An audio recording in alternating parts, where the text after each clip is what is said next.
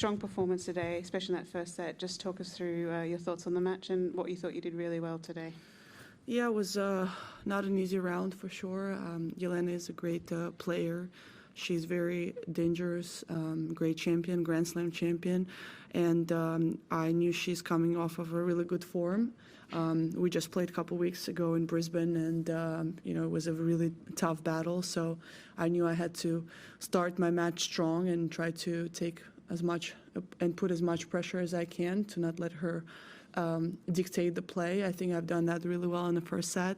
Of course, she was able to kind of step up a little bit in the second set, but I felt like I kept going to try to create my opportunities, and when I did, I felt like I've done really well to convert them, and happy to be through in 2 sets. Okay, who'd like the first question? Courtney? Hi. Congrats. Thank you. Just talking about the comeback in that second set, we've seen obviously with her, she can run games off, and next thing you know, you're in at the third. So kind of how did you manage to claw yourself back and finish it too? Yeah, I mean, after the first set, like the break that I had, I don't think that I did something really bad, but I felt like I could have played a little bit deeper. I landed a couple balls just a bit too short, and she's going to take opportunity of that, and she did. And once that happened, she kind of stayed really strong on her serve those games. But I just kept telling myself, it's just one break, just try to hold your serve and then try to make her work for her game. And I felt like one step at a time, I really done better and put pressure and created opportunities and was strong to convert them. About watching videos before the match about mentality, just wondering if you can share with us, what you watched, what you learned. I was watching TikTok, so there's a lot of BS, and there was one good video, so kind of stuck to me. But I don't think it's something that I've never really heard before, but sometimes it's just kind of comes up and. It doesn't hit you like a light bulb, but it's like, oh yeah, that's something that maybe can relate to the day, how I feel today, or etc. And for me, as I said on the court, it's like I try to find ways how to communicate with Leo, because he does a lot of sports now, and he obviously watches me play and how I train and what I do, and I want to be able to explain to him things and how to kind of verbalize some of the emotions and the feelings that I have and I go through, because he's going to go through whichever sport he kind of chooses. And I think that it's a very important topic. I've obviously never had that happen to me when I was a kid, and I would love for him to experience and learn about his emotions and feelings, and how do you don't step away from them or turn around from things like pressure, and how do you face that, and how do you succeed in and elevate your performance. So I just want to make sure that what I do and what I say kind of resonates to him as well.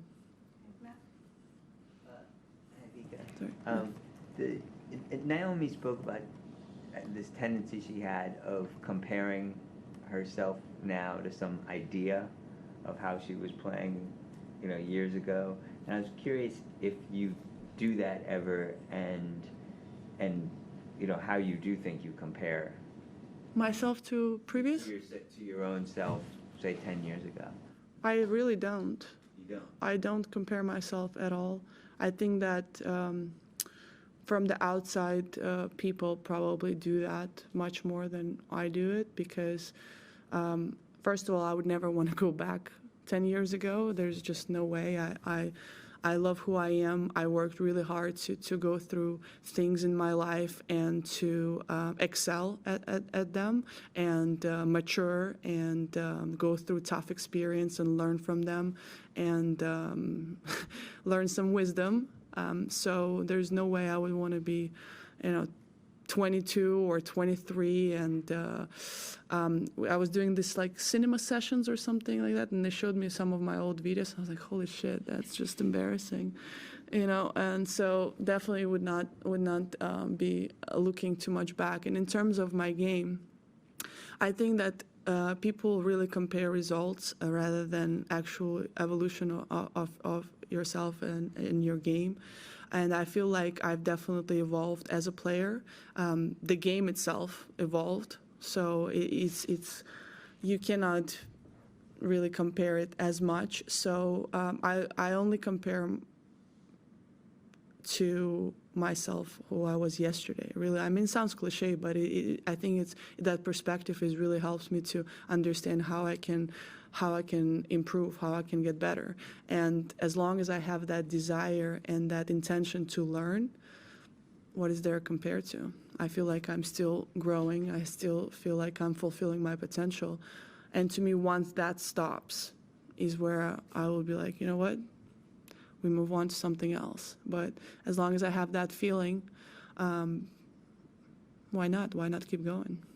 Okay, I'll put it there. Yes, you. Yeah. Nice words about that question. Thanks. About weather. Today we have quite high temperatures. The first week was a little bit low. Well, it depends which day, because my first match I played was much hotter than today, actually, yeah. That's what, the question is, you have to adjust your game, or the ball feels very different? Yeah, absolutely. I think that I've played quite a different conditions. My first 3 matches, my first match was really hot, and then my second match was freezing.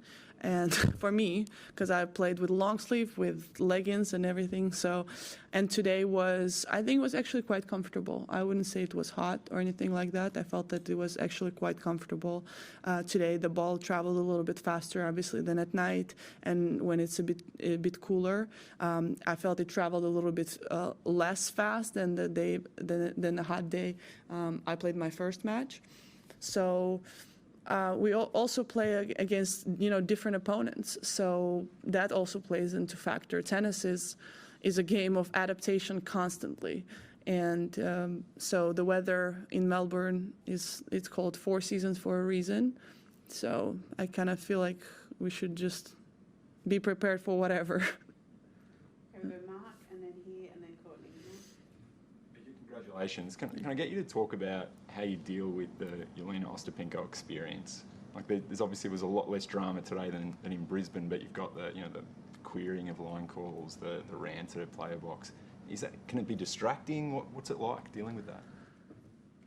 I mean, I think it's something you kind of expect. I mean, she's doing what she's doing, and it's actually interesting because I feel like it doesn't necessarily always affect her, So it's like when she's winning, she's like this. When she's losing, she's kind of like this. So I think it's just how she deals with herself on the court. I can't speak for how she feels and why she does it. I don't know. Some of the line callings, I mean, it can be a bit comical, but I'm like, whatever, It's just what are you gonna do with I mean, sometimes we look at the lines and you're like, oh, are you sure it was in or not? When it's close. When it's pretty obvious, then maybe don't argue as much. But I just think that that's how she is. I don't necessarily judge. I'm just there to play a match. And if I can, let's say, destabilize her, that's part of my job. Is what's going to make me play better, and that's what's going to make me win. But it's not I'm not saying destabilizing intentionally or something like that, but if she's doing what she's doing, that's I need to worry about what I do. Players describe their progress in both personal traits and players' traits as in the dimension of handling pressure with like a certain level of maturity. In your case, would that be more of going towards the side of relaxation rather than being analytical about how to manage pressure?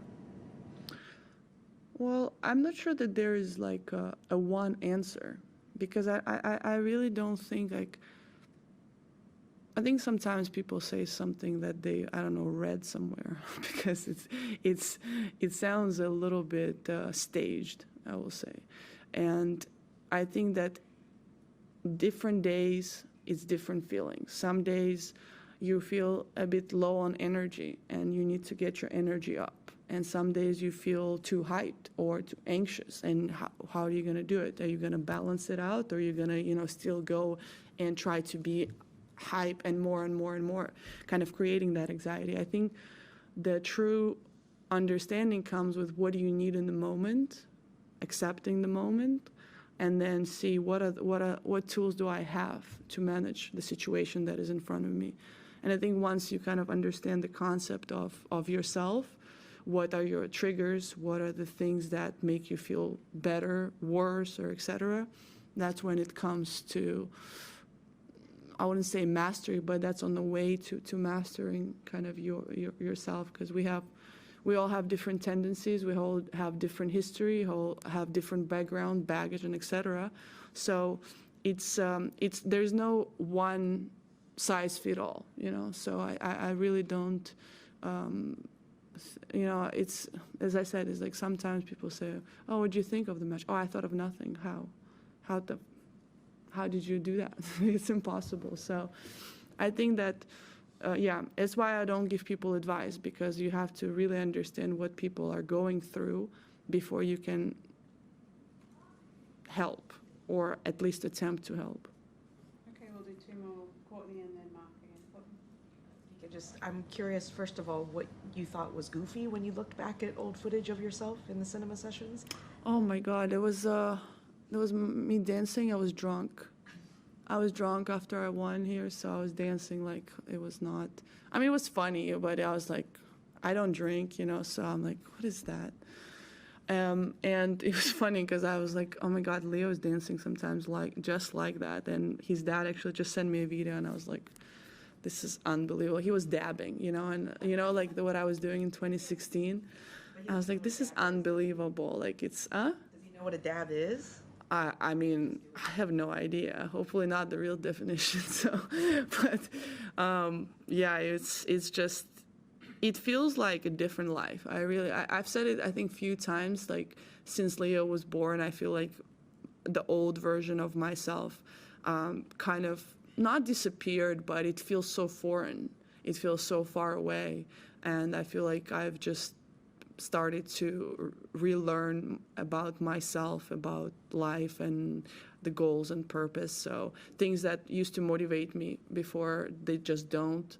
And I think it's been a pretty transformational, definitely, period, and still that journey of transformation from that moment. Did you have a second?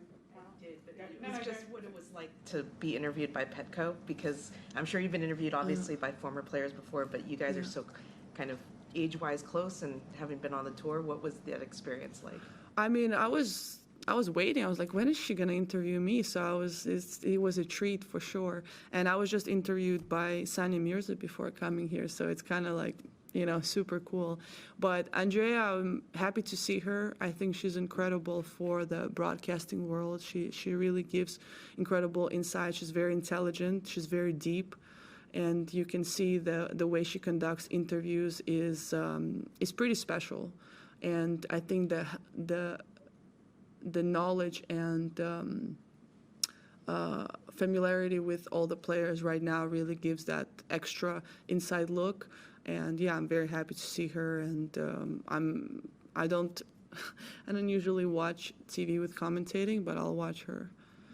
All right, last one in English, Mark. I'm not sure if you're a draw watcher or you're aware of all the results happening around you, but you're one of only 6 seeds that's made it into the 4th round, and I think there'll be a maximum of 8. Does that have any impact on your mentality, your hopes in the tournament, especially knowing you've had so much success here in the past? Well, hopes, no. Mentality, not really, because every match is going to be a battle. There are no bad players in the 4th round of Grand Slam. If they are here, that means they they worked their butts off and they played well and they deserve to be here. So I think that right now the level of tennis is very, very competitive, and we have a deep pool of players who can beat anybody on a given day. And I think that's what makes them more dangerous. The consistency sometimes can be, you know, on and off, but that's what you don't know which player you're gonna get on which day. So I think that they fully deserve to be where they are, and there are no easy matches, you know, in the Grand Slams. So you have to start the tournaments right away from the first round, and the evidence of seeded players kind of being out early is that the quality and the level of other players is really high.